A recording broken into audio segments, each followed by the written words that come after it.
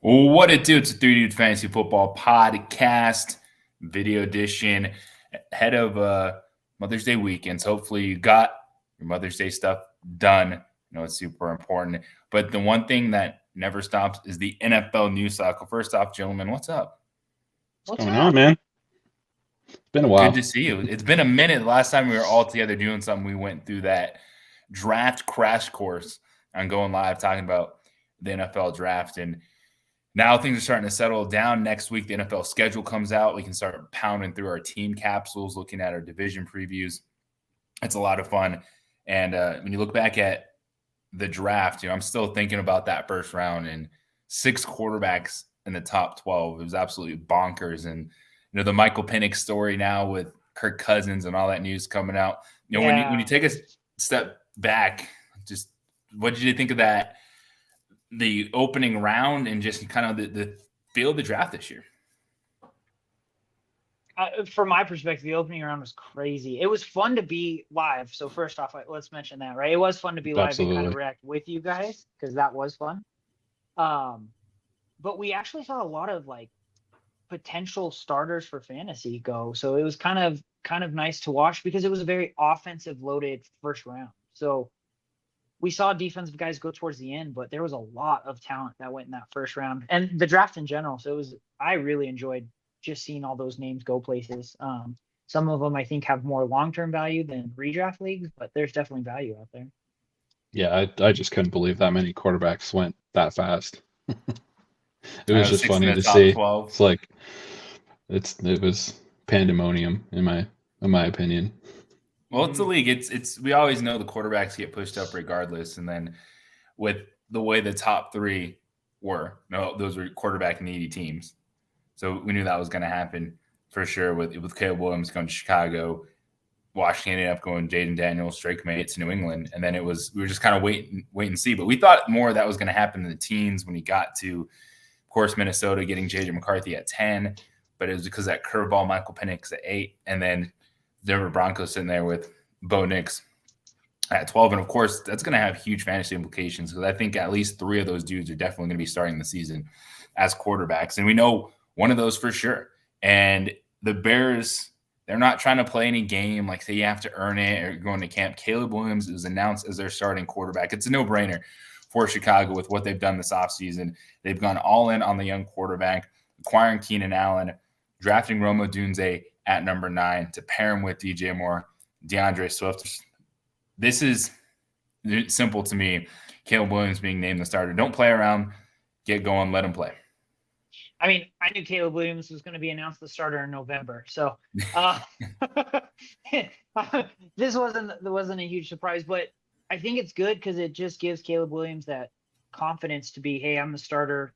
It tells him he's going in, gives him that repertoire with Keenan Allen and everybody else. They're not going to be splitting reps at any point during minicamp, during, OTAs. It's just, hey, you're getting the majority of them and the rest will go wherever they land. I think that's good. I think I'm actually happy. I think the Bears are doing the right things this time.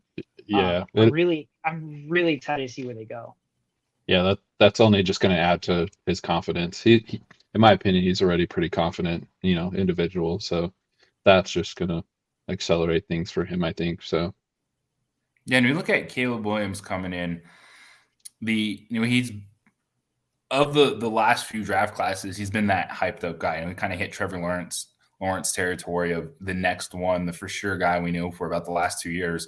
When he came out, he's going to be the number 1 overall pick. But then you also have what C.J. Stroud did last year. And that actually puts more pressure on Caleb Williams because he's going into what is actually a better situation, at least on paper, than what C.J. Stroud was going into with the Houston Texans. And so what are fair expectations? We'll do first just from the football player and then, of course, fantasy-wise. Because you look at what C.J. Stroud did last year. Not only did he go to the postseason, he won a playoff game, but he finished as the 9th highest-scoring fantasy football quarterback. So, Ron, when you look at Caleb Williams and the Bears, what are realistic expectations for this team? I mean, realistic expectations for it, you would like to see that C.J. Stroud production, and it's there on paper. One thing I'll say with the Texans is nobody expected Stroud and that team to go together like how they did. The pressure is on the Bears, in my opinion, and that is something that I'm a little cautious of, but I think the ingredients are there. I think there's going to be production from him. There's no doubt about it. So he's got receivers, he's got a running back. He's got prime ingredients. And I don't know what your guys' thoughts are on production levels. I really think that there is a chance that he's going to have similar production just because of all that's around him. Yeah, I think it's a little hard to figure out what Caleb Williams will do compared to CJ Stroud, right? CJ Stroud had a rookie season that we haven't really seen in a long time. So to expect that out of Caleb Williams, I don't think is fair. I mean, no, I don't mean it. Go ahead. No, you're good. Well, the other thing we talked about it, and JJ kind of made this point last time we got together, is this last season we had a ton of quarterback injuries that I just don't think we can expect it. Like, I don't think CJ Stroud will be a top 10 quarterback this season. I think he'll be close, but there's a lot more quarterbacks coming off of injuries that we had higher that I don't think we're going to see those same things. So him being in the top 10 doesn't necessarily, I don't think Caleb Williams will be in the top 10, and I don't expect him to be, but I also don't expect like CJ Stroud to be in the top 10. Yeah, I think it's valid. Even with the quarterbacks coming back, man, I don't think Aaron Rodgers is going to have a better fantasy season. No. I agree there. You think Kirk Cousins is?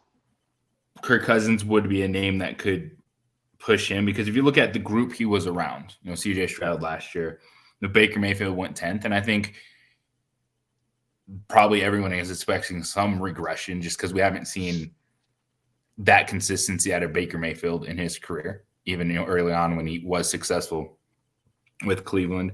Tua was 11, and we know that offensive production is not going to slow down in Miami.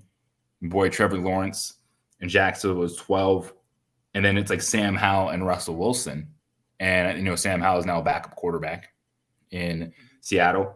Russell Wilson moving on to Pittsburgh. So I think it's fair CJ Stroud in the top 10, top 12 conversation, but when it comes to Caleb Williams, I think that's the point where then you start looking at the guys that are coming back, and Aaron Rodgers being back, heck, even Daniel Jones, because we know with some of his rushing production, even coming off the knee injury, that's something that's made him fantasy relevant. But I think it is fascinating because there is so much more pressure on Caleb Williams than the rookies we were looking at last year, whether it was Anthony Richardson or CJ Stroud going in. And that's with the draft class that I assume Jaden Daniels is going to start for Washington. I think Bo Nix is going to start for the Broncos. I think Drake May sits, and of course we know Michael Penix is sitting behind Kirk Cousins, bearing some terrible setback with him coming off an Achilles injury. So then it, pushes Caleb down. I think where the conversation is interesting, of course, is like dynasty. When you're looking at quarterbacks of the future, is that knowing the talent he has around him and already guaranteed the job day one, first overall pick in the NFL draft, and if you're going quarterback in dynasty, he's going to be the first guy off the board, probably. Yeah. Well, so before we get into dynasty, Matthew Berry posted his top 10 his top 20 quarterbacks for this coming up season. I thought that would be interesting. So he has the usual suspects as the top four. Your Josh Allen, Jalen Hurts, Lamar Jackson, and Patrick Mahomes. I thought it was weird that he had Patrick Mahomes fourth, but that's where he has it ranked. But then it goes, so 5 through 11, I actually I don't agree with at all.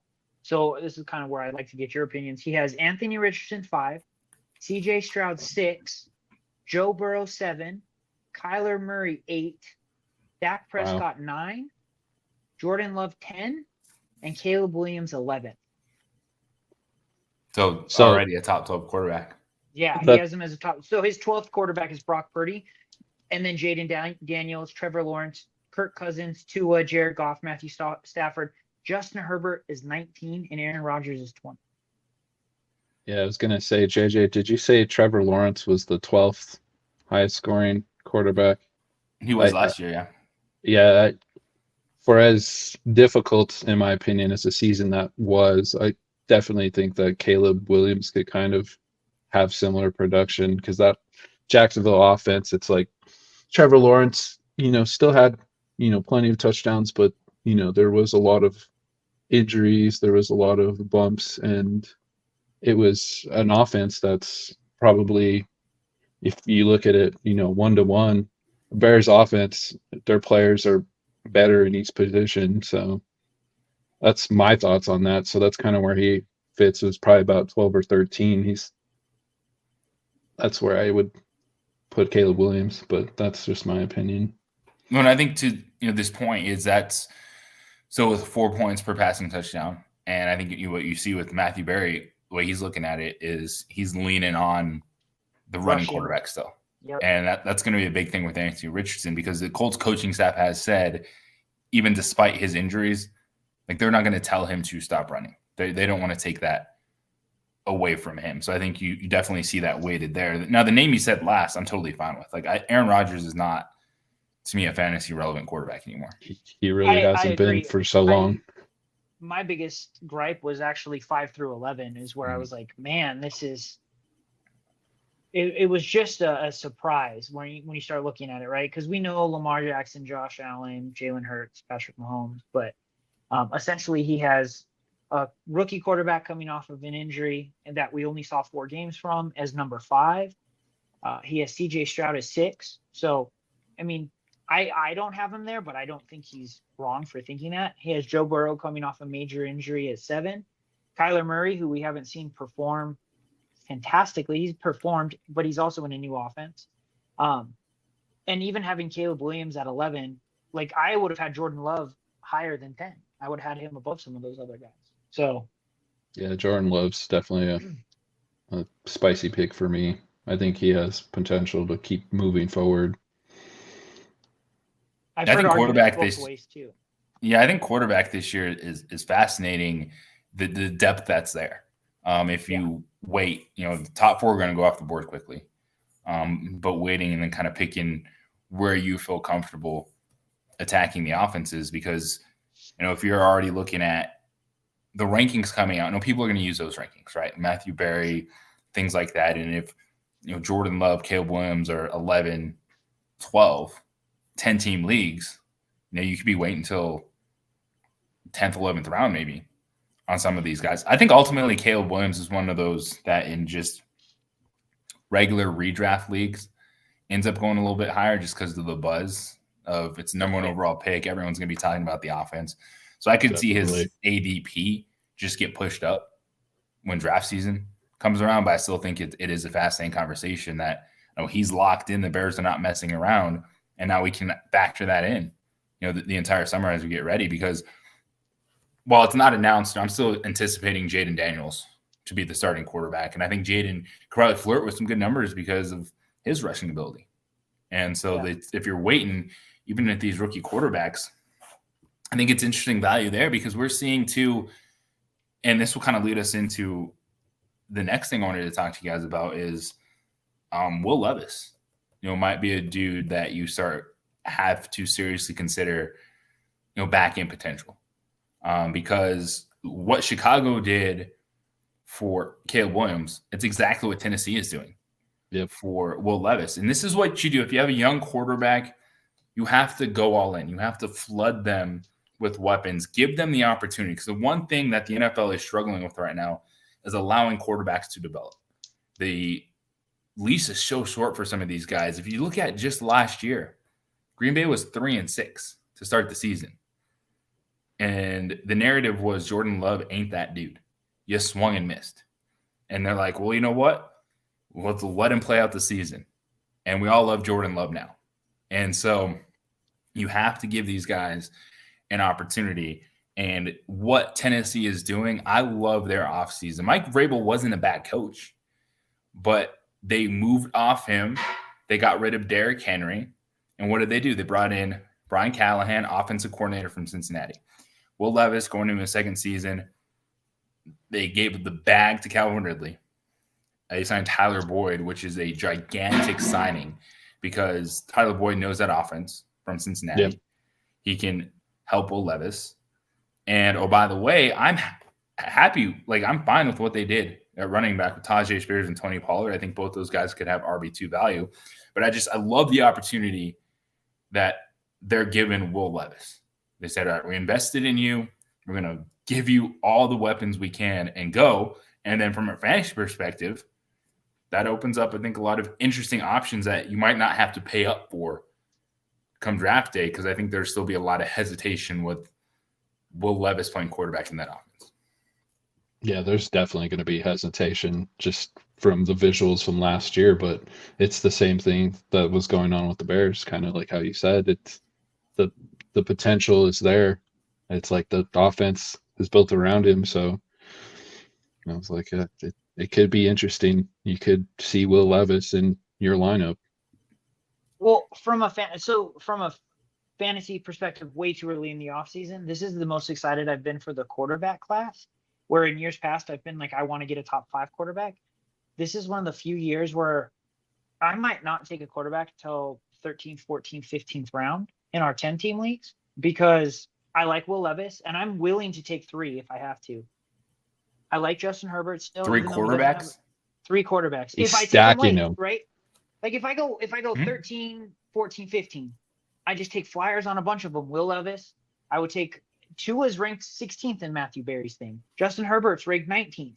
I'm looking at quarterbacks that we know have potential and talent that aren't going to go as top 10 quarterbacks. And in a 1 quarterback league, in our 10-team league, I can go, hey, I'm going to take Caleb Williams.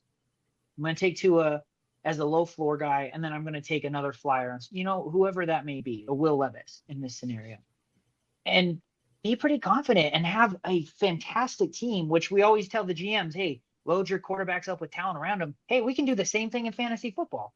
We can get 3 starting stud wide receivers, 2 good RB2s, a good tight end, have a good bench, and then all of a sudden we just go, okay, one of our quarterbacks has to hit. Like the rookie, the season Patrick Mahomes came off of when he threw 55 touchdowns. I took him and Big Ben, knowing Big Ben would probably be my starter.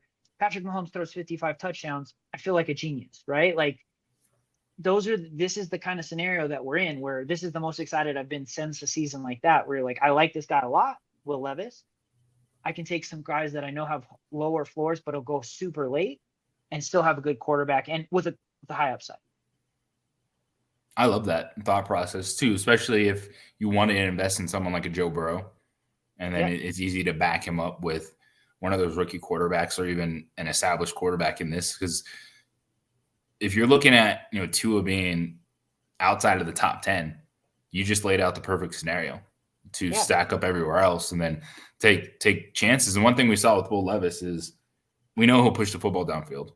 Now he has more options to work with, and you're bringing the offensive coordinator from an offense that wasn't scared to throw the football. Yeah, they had Joe Burrow, but they're bringing in Brian Callahan. They're bringing in these weapons to say, hey, we need you to make something on Will Levis. And that's going to provide fantasy opportunity. And, Tyler Boyd, all of a sudden, even with Treylon Burks there, their first-round pick from 2 years ago, like Tyler Boyd's a guy that, if I'm spamming kind of rookie wide receivers in the double-digit rounds, he's a veteran that I'd go in on just because he knows the offense. He's been there, done that, and he just always seems to find a way to step up and have some big weeks. And so listen, he's a guy on my radar that if I'm just looking to fill out the back of my roster, I'm like, well, the coach knows him. There's like Tyler Boyd was taking plenty of visits, and he goes there because he understands his role. He's like, I'm going to be a wide receiver 3. I'm going to get my looks in this offense, because if you look at what he's done the last 2 years, he's averaged 68 receptions, 775 yards, and 4 touchdowns. And if you're looking at a guy that maybe you just need a wide receiver 3, a flex here or there in this offense, I like that a lot. Tyler Boyd, before Jamar Chase, with him and T. Higgins, had a huge season. We all thought Tyler Boyd was going to be amazing. It's just they happened to draft Jamar Chase. We know Tyler Boyd as a wide receiver 2 can perform. We've seen it. So as a wide receiver 3, a late round flyer, like he has the potential to be a steal of a draft.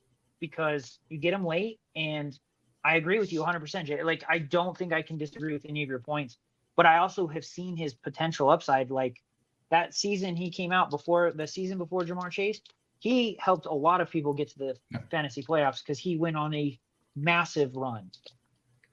Tyler Boyd is like he's now in the Tyler Lockett conversation for me. He's like guys that on your roster, like, yeah, I'm probably not going to fit them into my starting lineup.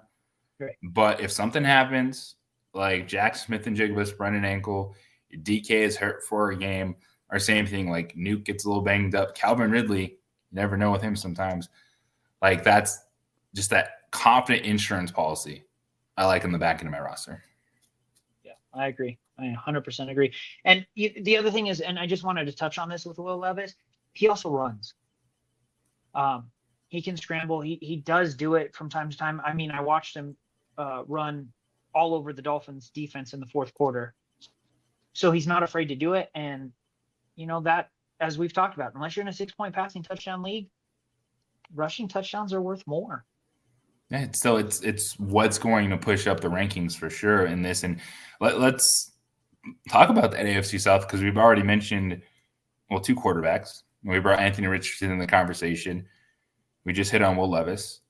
Well, you got Trevor Lawrence, and we've talked about CJ Stroud. All of a sudden, your boy Trevor Lawrence, Ron, Jaguars got some work to do. This was supposed to be their division to run, and they were coming. They got the coach, they got the quarterback. No one was going to catch him. And it's like, uh-oh. Not only have they been caught, they've been passed. Yeah, oh yeah. They've pretty much been passed by the whole division, and I've been saying this has been a little bit of a worry for me, and our window was 1 year, and I don't know, it's pretty stacked now, but so if you're looking at the Jaguars, you know how stats lie. I'm sorry, JJ, you go ahead. I'll go for it. Stats lie. Okay. You got me. Stats lie. So stats lie all the time, right? So this is, take it for what it's worth, but Trevor Lawrence does have the the 5th most passing yards over the last 2 seasons, behind Patrick Mahomes and I don't remember everybody who was on the list. It was Patrick Mahomes and Tua and 2 other guys, and then Trevor Lawrence. So he's still passing at a high clip. I know you don't love him, but I don't think he's as bad as you think he is. Yeah, and I definitely don't think he has enough help around him as what you're seeing on all the other teams in the division. Well, how do you feel about the offseason? Because we watched them sign Gabe Davis. We watched them draft Brian Thomas in the first round. So much like we're talking about loading up with talent, they still have Christian Kirk there.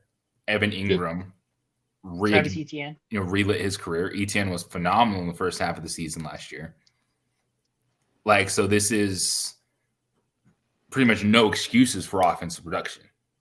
I mean, to a point, do you see any of our signings being like Gabe Davis? Do you see Gabe Davis as a upgrade to any of our positions? It's like we lost Zay Jones. It's like, Thomas is going to come in.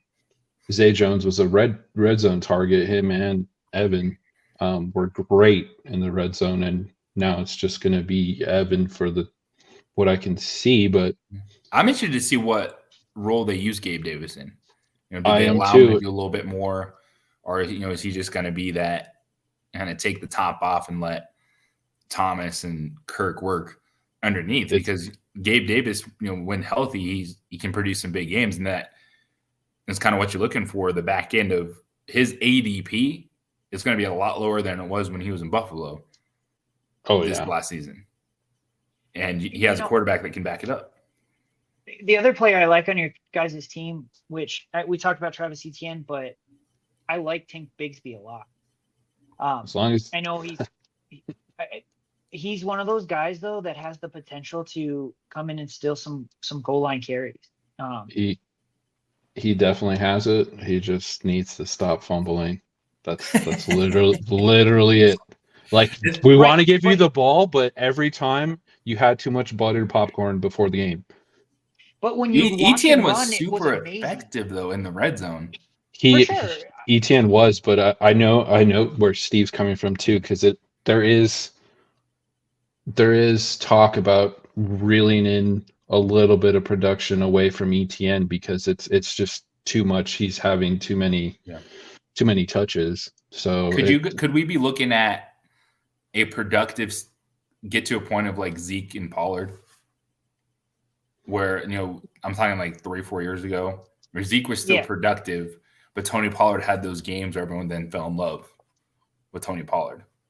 I would actually like to see that, in my opinion. Yeah. So I don't know, Aaron, you can correct me if I'm wrong, but from the research I've done on it, Travis Etienne is definitely the better pass blocker and the better third down back.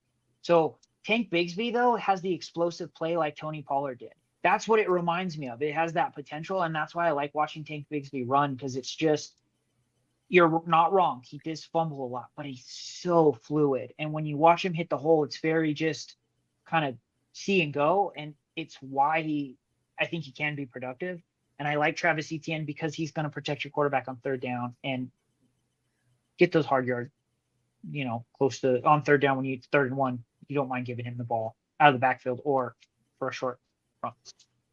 Yeah, and I think that's what you said is pretty much how Jacksonville staff has felt with Bigsby. I mean, it's there. They see the flashes of it. It's just got to get down some consistency on protecting the ball. It's going to be a lot of fun. So the schedule comes out in 5 days. And once the schedule comes out, you can dive into the team win totals. Like, looking at the AFC South is going to be fascinating. Like, when we are able to do that full breakdown of the division, look at the win totals projected for it, because you can make a case for every one of these teams to win the division. Even with, CJ Stroud, his awesomeness, but it's even just in the 4 games, it shows you how tantalizing Anthony Richardson was. That's another team. They re-signed Michael Pittman, still have Jonathan Taylor there. I like Josh Downs a lot in that offense. So the AFC South is going to be popping. But one of those players that moved on from Jacksonville, Zay Jones, he signs in Arizona.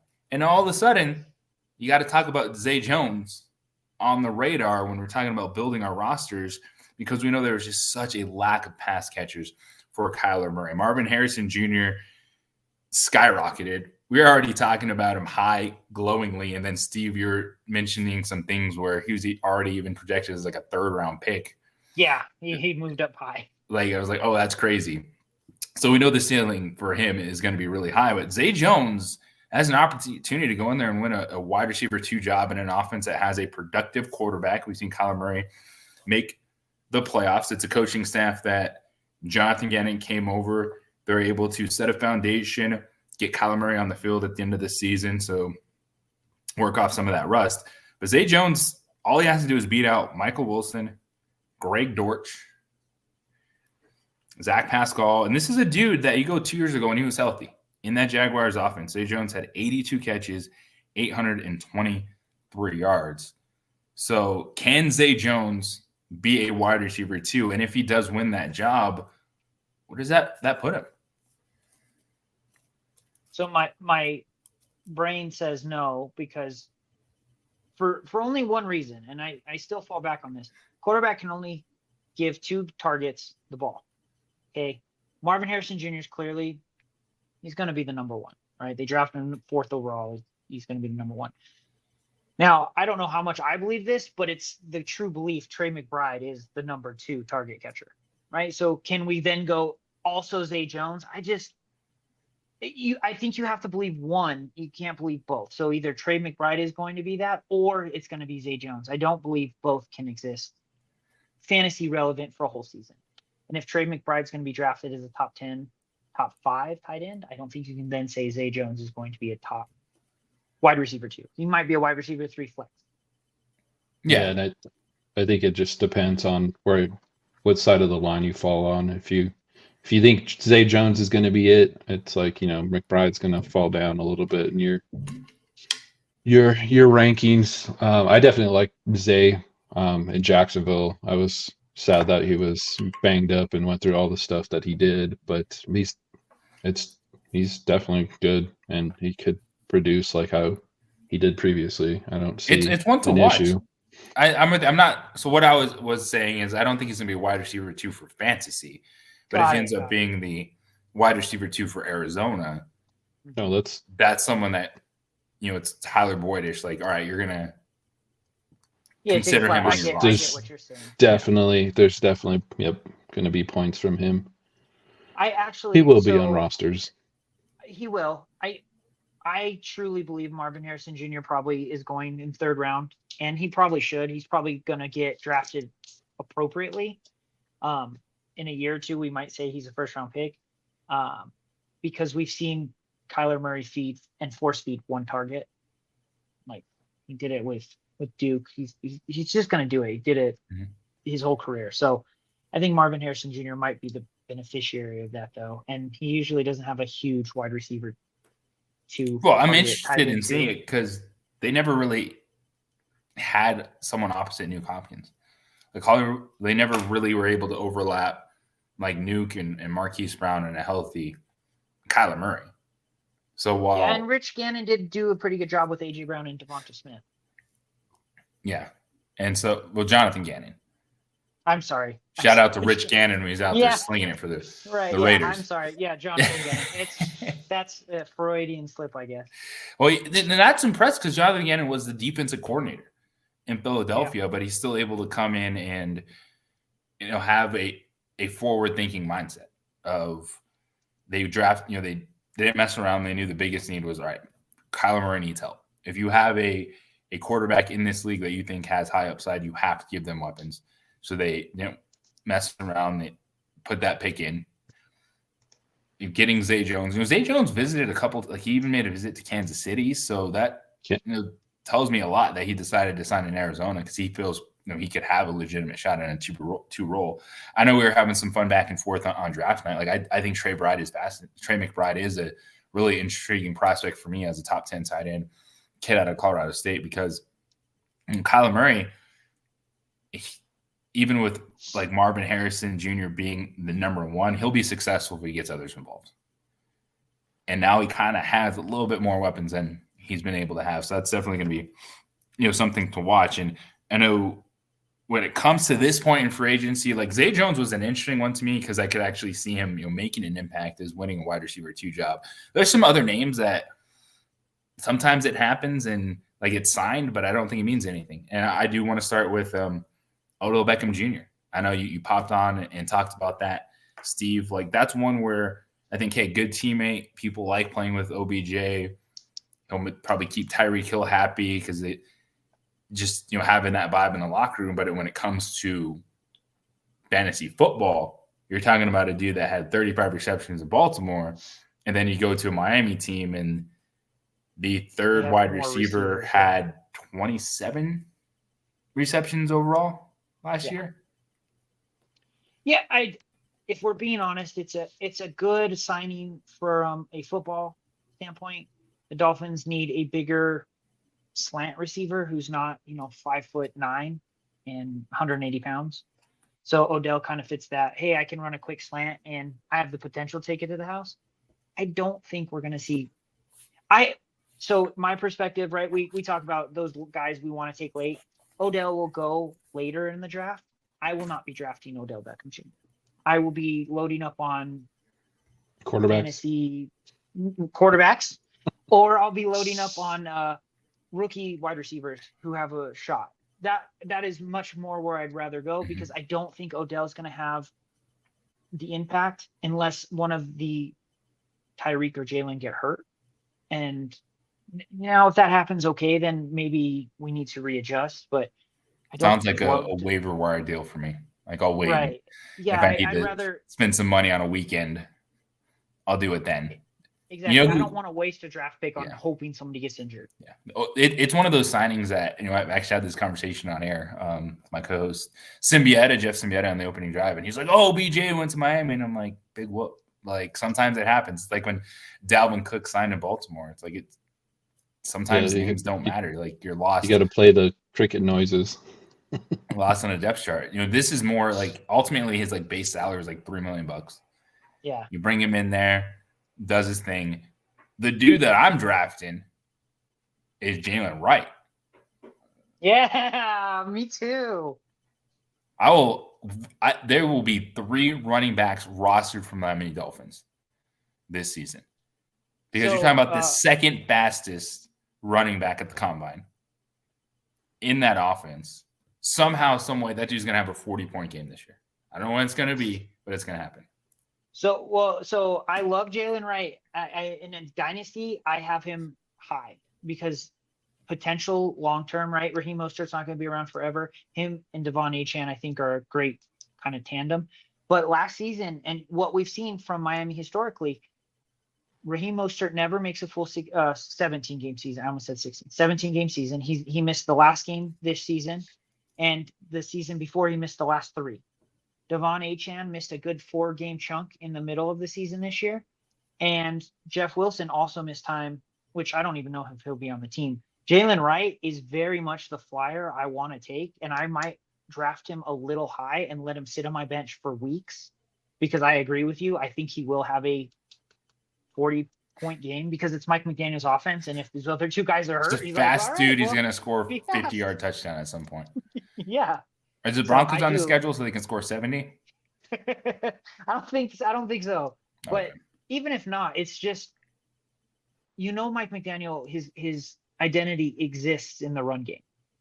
Yeah, he has Tyreek Hill and Jalen Waddle, but I mean, Raheem Mostert put up a ton last season, and so did Devon Achane. So I think I love Jalen Wright from a fantasy perspective, and they drafted. The other thing with Odell, though, dude, Raheem Mostert scored 18 touchdowns last year. I think he had 20 if you include his passing. 18 rushing touchdowns. Yeah, I think he had 20 after he was just behind CMC for touchdowns last season.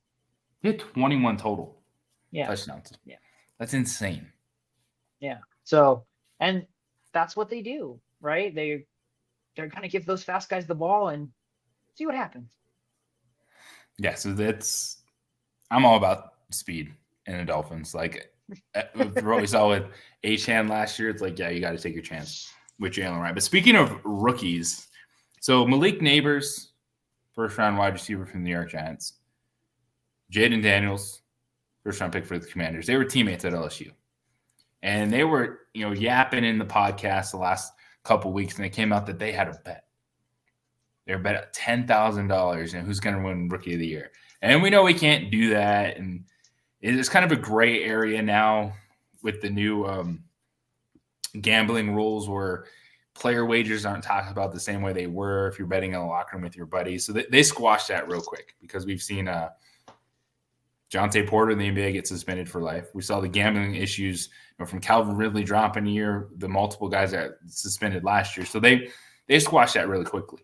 But to me, I think this is a fascinating conversation when you look at Rookie of the Year. Last year, what Puka Nacua did to actually press a quarterback was insane. So we know quarterbacks are going to win Rookie of the Year. The best odds, DraftKings Sportsbook, it's Caleb Williams. He's plus 200 for that. But I want to take the quarterbacks out of this equation. Okay. No Caleb Williams, no Jaden Daniels, no Bo Nix. Okay. The next best odds is Malik Neighbors at plus 1,200. So I want to get your thoughts. So if it's not a quarterback, if you had to pick a non-quarterback rookie to have the best season, who is it going to be? I'll let Ron go first.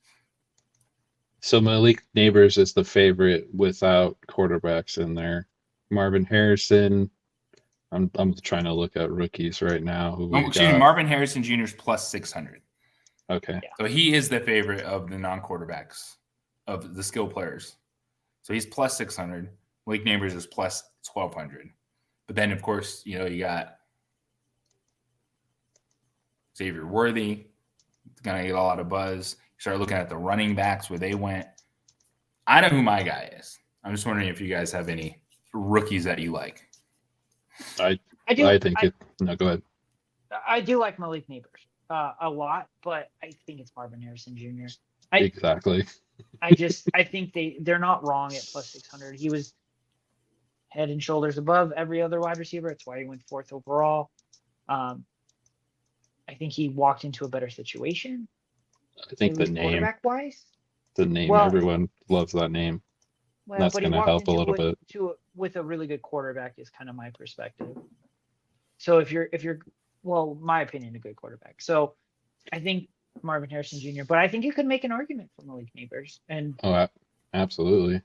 That one's actually, if you're taking the bet, it's like Marvin Harrison. I want to go Malik Neighbors if you're looking at the odds. So if I could bet, if we could take quarterbacks out of the equation, I think that would make it a lot more fun. Yeah. Because one of them is going to win. I think Caleb Williams, Jaden Daniels is going to win Rookie of the Year. But the dude that I would put money on, like I would go down to the sportsbook right now, and is a guy that Michael Penix Jr. plus 3,000. I was thinking quarterbacks. Oh no! I'll bet future MVP in 4 years on Michael Penix Jr. for the Atlanta Falcons. Because they're just going to sit him for no reason for 2 years because that's great. And he was, let me see here, 1, 2, 3, 4, 5, 6, 7, 8th wide receiver selected. Was it Worthy? Who is it? My dude, who's going to be pretty high on my draft board, and it's going to shock some people, is Keon Coleman, the rookie out of Florida State, the wide receiver 1 for the Buffalo Bills. This dude is going to have a season that pushes Malik Neighbors. Might come up a little bit short of Marvin Harrison Jr. But this guy is already fitting in the Buffalo fantastically. Have you seen any of the clips? Yeah, they're hilarious. Him talking about his jacket. Or when he was doing the pre-draft interview, and they're like, so what do you like to do when you're not playing football? He's like, I like to golf. He's like, I ain't Tiger Woods, but I'm Tiger Woods-ish. It's like he's got the personality. Tiger wish he could. Thank you. I was like, oh, Tiger wish he could. Yeah. I'm Tiger wish he could. Like he's got just such the right personality, the character, and this is one of those guys that it's football speed. Like he didn't run a blazing 4.4, but it's like you look at the 10-yard splits, he's up there with anyone. He's 6'3".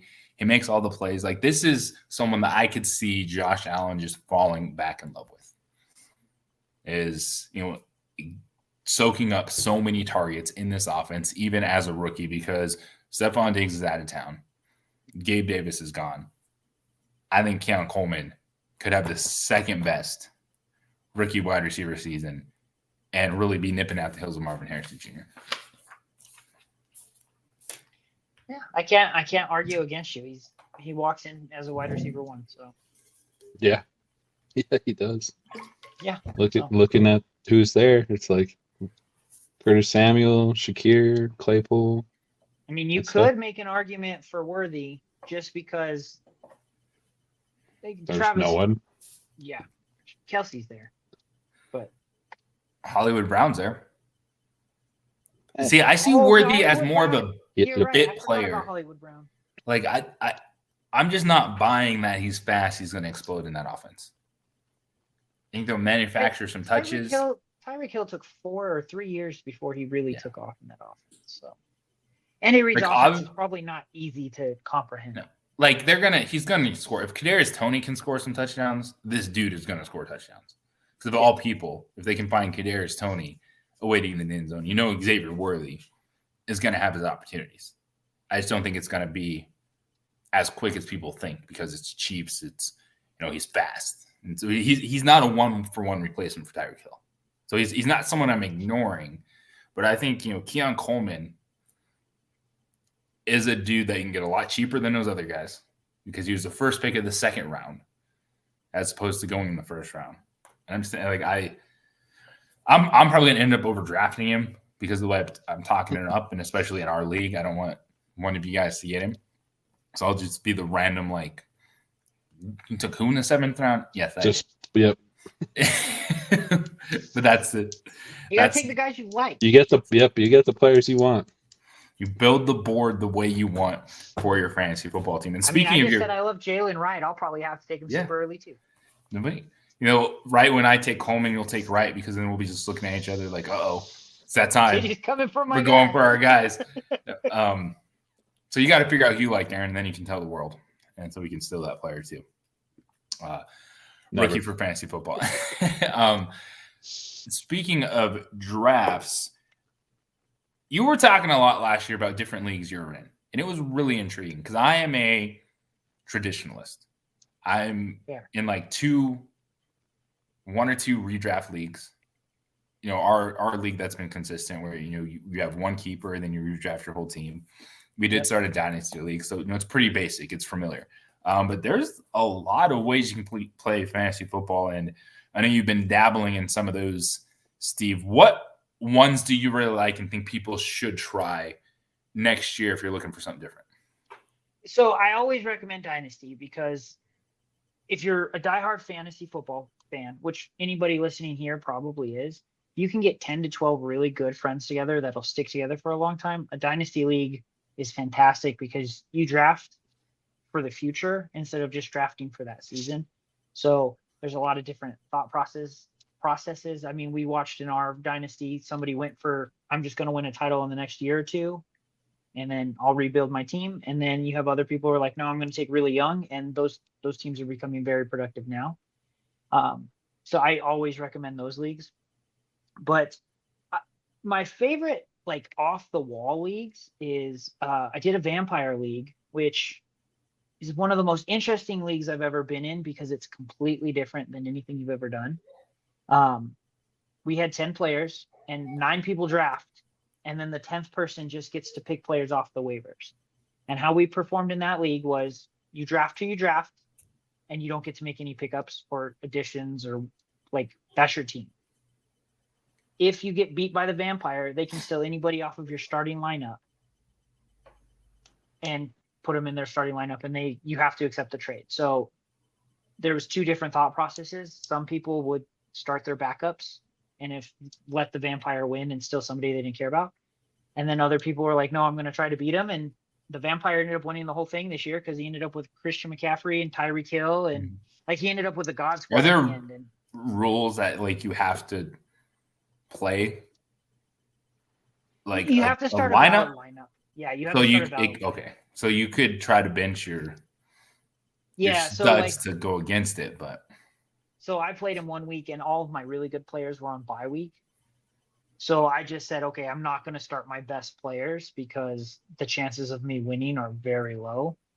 And he took my kicker. He took Justin Tucker. So, like, so there's there's gamesmanship strategy involved in that. Right. So you have to kind of figure out how you're going to play. It is one of those leagues you have to do a lot of research on, but if you're just trying to do something a little off the wall, it's a great off the wall league. But at the end of the day, like, I really think normal fantasy is still more fun because it's easier to find information on. If you're just trying to do off the wall, off the wall. But just add little things. Like, I've done a lot of different leagues, and still my favorite league is not only our league. I do a 2 quarterback league that is very similar, right? It changes draft strategy minimally, but it's still completely different and a lot of fun. So, but there are a ton of fun leagues out there. I'm sure you guys have all done some crazy. Aaron, have you done any weird leagues? Surprisingly, no. It's mostly been 2 quarterback leagues, redrafts, keepers. One thing that's come up is changing a league. Kind of, I don't know if either of you have done auction league. That's one that I've been asked to possibly do, but I have not yet, surprisingly. So I've done a lot of auctions. Those are fun for a different reason. You get to build the problem with a redraft league is you're going to draft whoever's there 1 through 10. If you have the 10th pick, you're not going to get Christian McCaffrey or Tyreek Hill, right? It's just, they're off the board. But in an auction league, you can overbid and get both of those guys and then build your team more bare bones. I actually think auctions are my favorite kind of way to draft because it's different and entertaining. Yeah, it gives everyone a chance to get who they think the best player is. Yeah, and you can I've watched it go both ways, but you can start bidding up a player because you think, oh, I know that person loves Patrick Mahomes.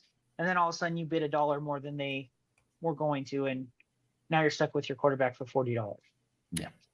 So, Those are fun. I like that. I think that's a fun way to spice things up without throwing too many curveballs in there, because still a lot of people, as big as fantasy football is, like when it comes to draft season, I still think there's a large portion of people that just print, the rankings and then go, and then they're in it, and then they'll be, paying more attention and things along those lines. So that's, I think, what you said. The redraft leagues are still relevant. I like what we do in our league, just the one keeper, where you lose the round you drafted him, then it goes up.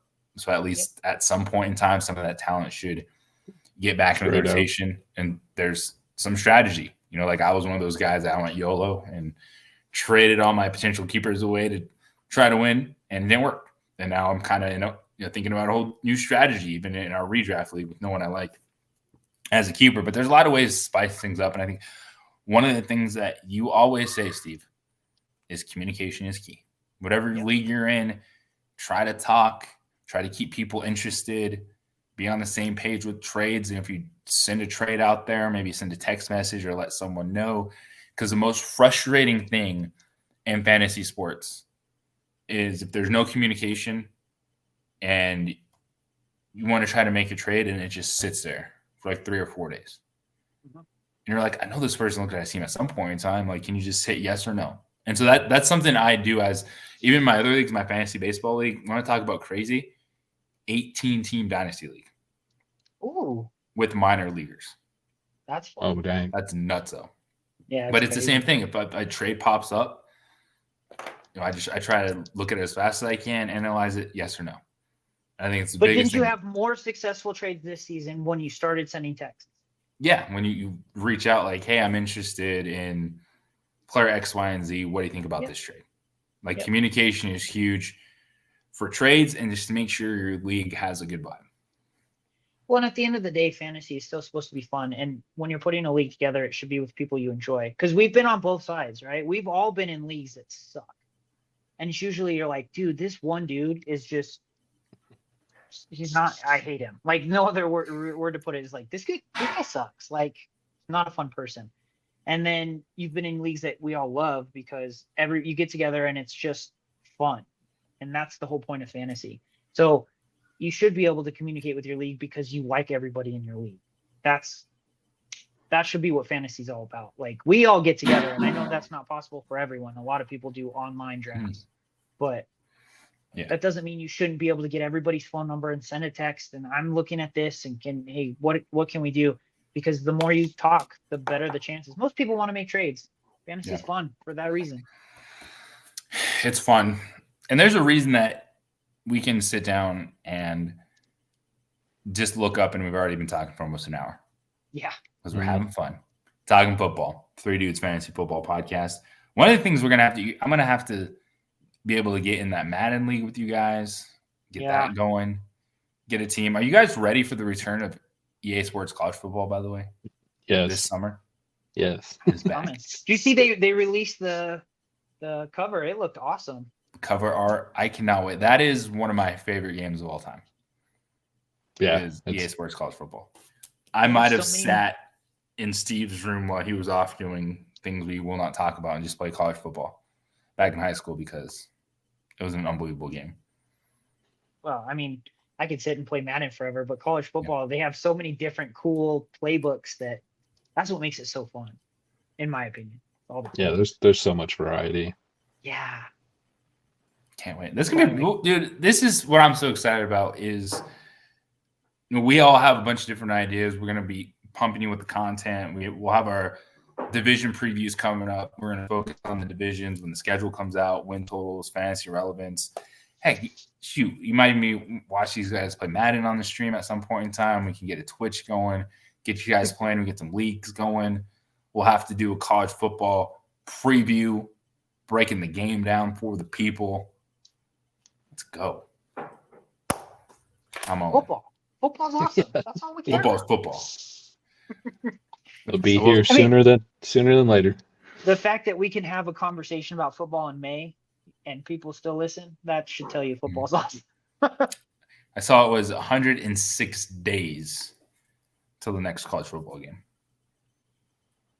Man, We're so close to under 100. That's what matters. Right there. And the season will be upon us before I know it. But everyone enjoy Mother's Day weekend. Don't forget the cards. Don't forget the flowers. This is the time you got to put it in the work. This is how you earn your football Sundays. It's weekends like this. Yes. But it's the summer projects, and then you start dropping the reminders. Oh, the NFL starts in 4 weeks. Oh, the NFL kicks off in 3 weeks. Hey, Thursday night football. And then they will never see you again. Well, you know what? Every year I do the same thing. I make sure Sarah does breakfast in bed. I do as much for her on Mother's Day weekend. And then right before the NFL season, well, right before fantasy season starts, let's be honest, I buy her a thing of flowers, a thing of chocolate covered strawberries, and say, I'll see you in 4 months. Yeah. Oh, by the way, the fantasy draft is tomorrow. So it was nice knowing you. Love you. You're no longer going to see me on Sunday. Don't plan anything on Sunday. I'm not coming. That's too funny. Don't plan. Must have been fun. Well, gentlemen, until next time, it's been a blast. Peace.